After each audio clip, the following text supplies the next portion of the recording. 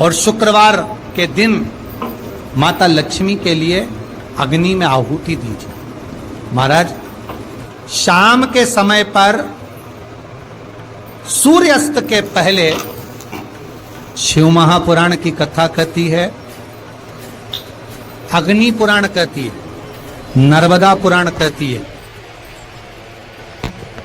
लिंग पुराण कहती है कि बेलपत्री के वृक्ष के नीचे, नीचे तो नीचे वो भी जाने दो, यहां तक वर्णन किया शिव महापुराण में तो कि बेलपत्री का जो फल होता ना, बेल फल जो होता है, कहते हैं अगर किसी व्यक्ति के यहाँ लक्ष्मी की कमी होती है, संपदा की कमी होती है, जिसके यहाँ पैसा नहीं आता, धन नहीं आता, तो बेल का जो फल होता है, बेलपत्री का जो फल होता है, उस फल के गूदे को, बेलपत्री के फल का गुर्दा निकाल लो, सुखा लो, गाय के घी में उसको डुबो लो और शुक्रवार के दिन माता लक्ष्मी के लिए अग्नि में आहुति दीजिए।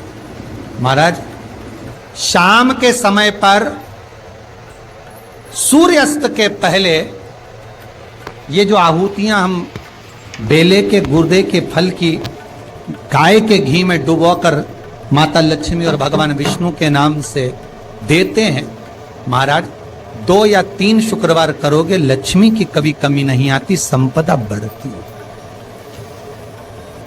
एक प्रयोग और कर कर देखना, कभी अगर मौका मिले आपको तो प्रयोग कर कर देखिए।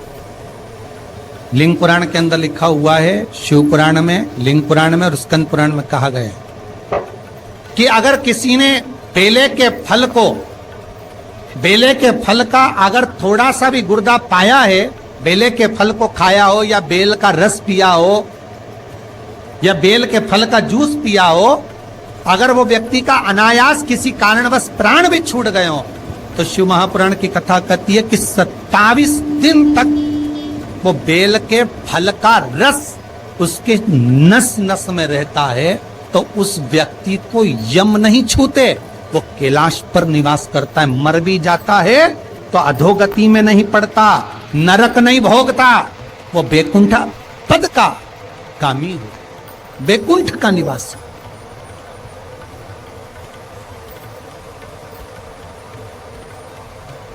बैकुंठ का निवास।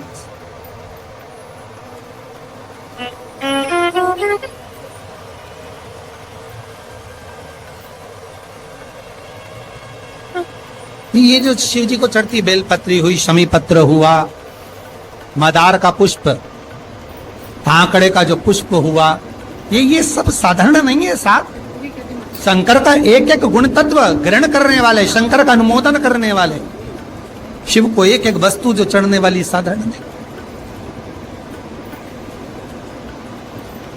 और निवेदन करूंगा, अगर जिंदगी में थोड़ी सी तकलीफ है, दुख है, कष्ट है, परेशानी है, 5 कमलगट्टे। और निवेदन करूंगा, अगर जिंदगी में थोड़ी सी तकलीफ है, तांबे के लोटे में जल भरकर है रख लीजिए। 5 कमलगट्टे सीधे हाथ पर 5 कलश को रखो, जिसमें 5 कमलगट्टे के लोटे में जल भरकर रख लीजिए। श्री सीधे हाथ पर उस कलश को नमस्ते, जिसमें 5 मंत्र का 5 बार स्मरण कर कर आपको जो तकलीफ है उसको हृदय चित्त से धरकर नमस्तक से कलश को लगाकर किसी एकांतेश्वर महादेव पर, किसी वृक्ष के नीचे विराजमान हो, ऐसे एकांतेश्वर महादेव पर अपनी कामना कर कर वो जल समर्पित कर दो। एक बेलपत्र, एक कमलगट्टा उठाकर अपने घर पर लेकर आ जाओ। जो तकलीफ बहुत ज्यादा हो रही है, 5 दिन में आपको मालूम पड़ जाएगा, 5 दिन में अंतर आ जाएगा।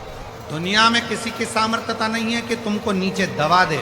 जिसके मस्तक पर बेलपत्री की लकड़ी का चंदन शिव को लेपित कर कर यदि मस्तक पर लगता है, कोई बेलपत्री का वृक्ष यदि सूख जाता है, उसकी जो लकड़ी होती है उसका चंदन भी हम शिव को लगाकर अपने मस्तक पर लगाते हैं। या बेलपत्री के वृक्ष के नीचे की मिट्टी को भी यदि हम त्रिपुंड बनाकर सिर पर चढ़ाते हैं, दुनिया में किसी की सामर्थ्यता नहीं है कि तुमको हरा दे, तुमको विजय प्राप्त होती है।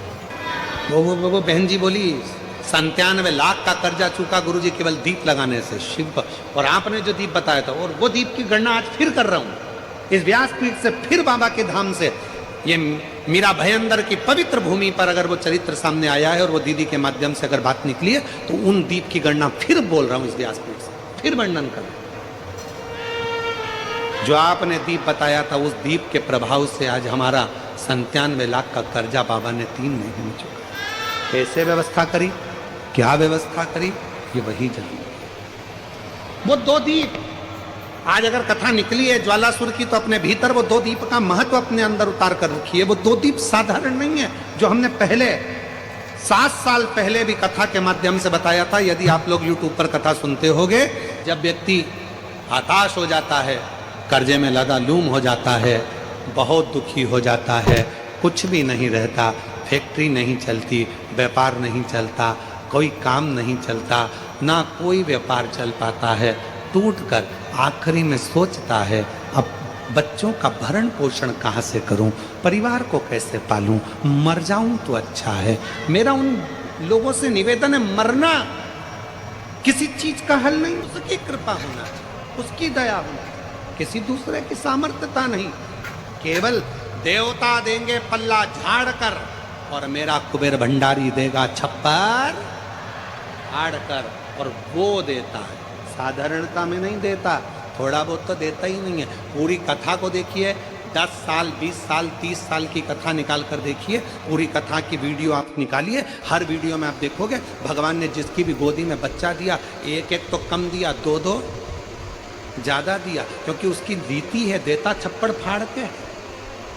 मैं ज्वालासुर को समाप्त नहीं, इसकी बैलेंसिंग करूंगा, और ये ज्योति के रूप में रहेगा। मां शक्ति के पास में भी ज्योति के रूप में, शिव के पास में भी ज्योति के रूप में। इसलिए जब तुम संपूर्ण तरह से हार जाओ, लगे अब कुछ भी नहीं अपने पास में, एकदम खाली हो गए, कुछ भी नहीं बचा, तब बेलपत्र के वृक्ष के नीचे शंकर जी के मंदिर के सम्मुख में 2 दीप लगाना प्रारंभ कर दीजिए।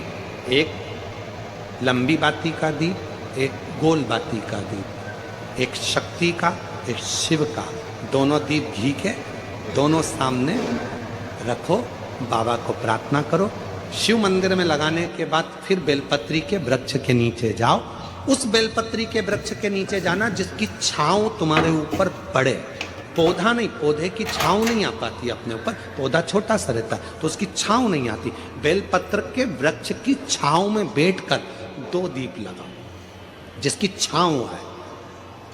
2 महीना नियम ले लो, शाम के समय पर दिन भर मेहनत करूंगा, परिश्रम करूंगा, अपने व्यापार को बढ़ाऊंगा, कर्म करूंगा, मेहनत करूंगा, और शाम को प्रदोष काल में मेरे घर का कोई भी व्यक्ति जाएगा, शिव मंदिर में 2 दीप और बेलपत्र के वृक्ष के नीचे 2 दीप लगाएगा। 2 महीना इंतजार करना, मेरा बाबा हाथ पकड़कर तुम्हें ऐसा दौड़ाएगा कि शिव अपने आप करुणा करने लगेगा। छोड़ता नहीं है शिव। दुनिया में एक दोस्त ऐसा है मेरा देव अधिदेव महादेव, दुनिया में एक मित्र ऐसे हैं मेरे शंकर भगवान, जिन्होंने शंकर को अपना सर्वस्व मान लिया। दुनिया में शिव वो दोस्त हैं, वो मित्र हैं कि संसार के मित्र भले छोड़ दें, पर मेरा महादेव अंतिम श्वास तक नहीं छोड़ता, हाथ पकड़ कर रखता। आपके घर में छोटा सा शिवलिंग विराजमान, निवेदन है जहां पर भी शिवलिंग आपके घर में विराजमान है, अगर छोटी सी कटोरी में एक बेलपत्र को आप नीचे रखिए, छोटी सी कटोरी उस बेलपत्र के ऊपर रखकर उसमें थोड़ा सा मधु शहद शंकर भगवान की साक्षी में शिव जी के सामने अगर शुक्रवार की शुक्रवार रखना प्रारंभ कर दो, धीरे धीरे संपत्ति